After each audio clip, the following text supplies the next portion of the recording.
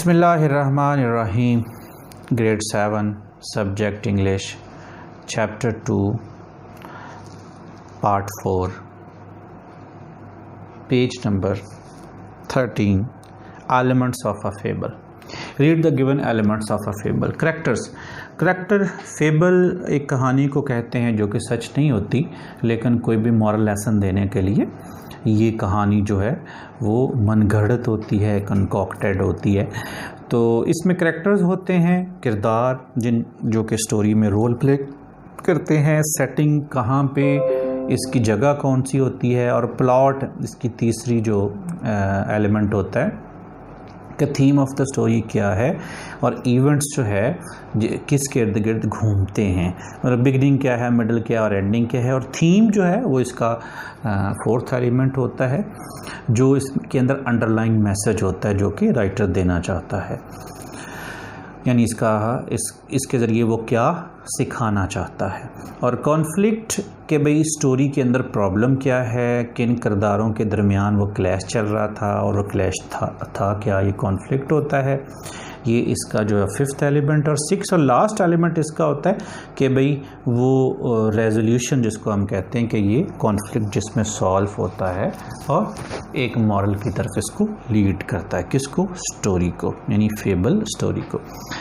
अच्छा जी, next question की तरफ हम चलते हैं। तो वो पेज नंबर 13 पे नेक्स्ट क्वेश्चन है। सी इसका जो है ना वो ये पोर्शन है। फोनिक फोकस के अंदर हम जो है वो इसका जूस नंबर 1 देखेंगे, प्रोनाउंसिएशन की, डिप्थोंग और डायग्राफ हम इसके अंदर देखेंगे। तो ये डिप्थोंग क्या होते हैं, डायग्राफ क्या होते हैं। डिप्थोंग असल में एक वॉल साउंड होती है जो कि डबल होती है, और इसके दरमियान वक्फे के बग़ैर होती है, यानी ये आप इसको कह लें कंसेक्टिव होती है डबल साउंड।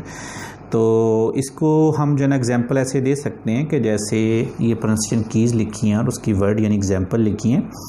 तो नियर के अंदर न और र की साउंड के दरमियान जो वॉल साउंड आती हैं वो दो हैं। कैसे, जैसे हम कहते हैं ना नियर, तो न को छोड़ दें तो न के बाद जो ई साउंड आती है, और फिर र से पहले अ साउंड होती है, नियर, ई न छोड़ दिया, ई र बाद में आता है।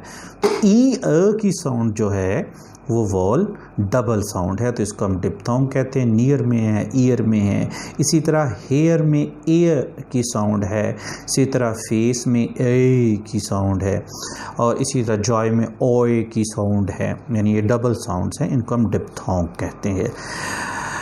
तो ये आगे एग्जांपल्स दी गई हैं। जॉय है, एम्प्लॉय है, इस तरह माई में आई है, साइट है, और इसी तरह नाउ आओ की साउंड है, डाउंट की है, स्टोन्स की है, अलाउन की है, और इसी तरह माउथ में औ ये है, वो इसमें थोड़ा सा हार्ड है, ऊपर वाले में थोड़ा लाइट है, चूँकि वो जो उल्टा ई का जो सिंबल है वो थोड़ी लाइट वॉल साउंड होती है। अच्छा जी, उसके बाद हम आते हैं read the given pronunciation keys of digraphs. Digraph obviously double consonant sound होती है। जिस तरह ऊपर हमने डिप्थोंग देखा कि डबल वॉल साउंड है, ये डबल कॉन्सोनेंट साउंड है जिसके दरमियान में कोई और साउंड नहीं आती, ना वाल ना कोई और। तो इसको जैसे हम सी और एच दो लेटर्स हैं और ये साउंड देते हैं च की, जैसे चूज़ में है, चीज़ में है, चर्च में। इस तरह एस एच दो लेटर मिलके श की साउंड देते हैं, उसको लैम्डा से, जैसे शर्ट में है, रश में। इसी तरह टी एच मिलके इसकी की साउंड देते हैं, जैसे सॉट में है, जैसे सिंक में है, जैसे बाथ्स में है। और इसी तरह की साउंड देते हैं एन जी मिलके, जैसे किंग में है, थिंग में है, सॉन्ग में, सिंग में। और इसी तरह the key sound T H मिलके देते हैं। इसको सिंबल आपके सामने ये दिखाया जा रहा है, वो प्रोनाउंस करता है, वो इसको रिप्रेजेंट करता है।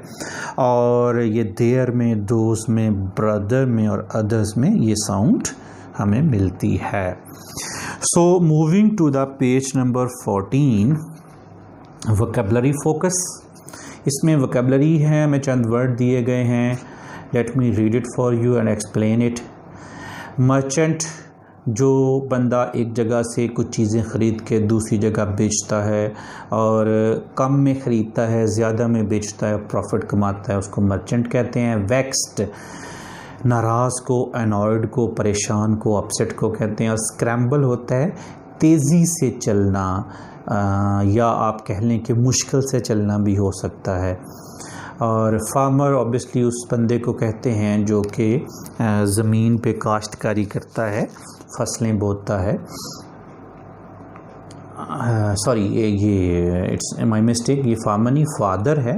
फादर जो है ना वो फार्दर है। फार्दर कुछ फासले पर, कुछ डिस्टेंस पर उसको कहते हैं। और टम्बल होता है टू फॉल डाउनवर्ड, के नीचे की तरफ गिर जाना, जैसे लड़खड़ाते हुए, लुढ़कते हुए गिर जाना। अच्छा जी, यूज़ ऑफ थिसारस, जैसे हमने पहले सीखा डिक्शनरी का इस्तेमाल, इसी तरह थिसारस का इस्तेमाल जो कि किसी भी वर्ड के सिनोनिम्स जो है वो हमें बताता है, थिसारस। तो इसका इस्तेमाल हमें बताया जा रहा है। सिमिलर मीनिंग्स जिसको हम सिनोनिम कहते हैं और अपोजिट जिसको हम एंटोनिम कहते हैं, ये हमें बताता है। डिक्शनरी चूँकि मीनिंग बताती है और थिसारस जो है ना हमें इसके डिटेल्ड मीनिंग बताता है। अच्छा जी, ये डिक्शनरी की काइंड है। तो जैसे यहाँ पे पर्च वर्ड है एग्जाम्पल के तौर पे, तो ये वर्ड है और इसके सिनोनिम हमें जो है ना नीचे बताए गए हैं। जैसे ब्रांच है, पोल है, रूस्ट है, लैंडिंग प्लेस है। अच्छा जी, moving to the next one.